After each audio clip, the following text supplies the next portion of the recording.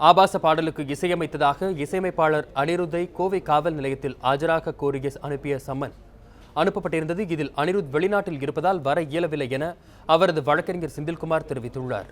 அவருடன் நமது செய்தியாளர் தமிழரசி நடத்திய கலந்துரையாடலை இப்போது பார்க்கலாம்.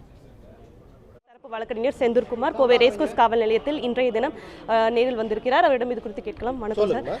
இன்னைக்கு நம்ம என்ன அனிருத் தரப்புல நீங்க என்ன சொல்றதுக்காக வந்திருக்கீங்க? இல்லம்மா, இன்னைக்கு அனிருத் சார்பாக இன்னைக்கு சம்மன் நீதி இந்த காவல் நிலையத்தில் வர சொல்லி சம்மன் அனுப்பியிருந்தாங்க. அனிருத் தனது தொழில் விஷயமாக கனடாவில் இருக்கிறாரு. அதனால் அவர் வர முடியாது அப்படிங்கிறதுக்கு ஆல்ரெடி நாங்கள் அவரோட அனிருத்தோட தந்தையார் சார்பாக இங்கே கடிதம் கொடுத்துட்டோம். இருந்தாலும் நேரில் ஆஜராகி காவல் நிலையத்தில் ஆய்வாளர்களுக்கு எக்ஸ்பிரஷன் கொடுக்கறதுக்கு வேண்டி தான் வந்திருந்தோம்.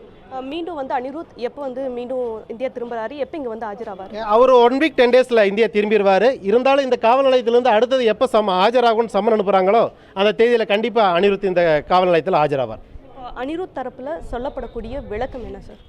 அது அனிருத் இந்த பாடலை, இந்த சர்ச்சைக்குரிய பாடலை அனிருத் எழுதவோ பாடவோ இசையமைக்கவோ எதுவும் இல்லை.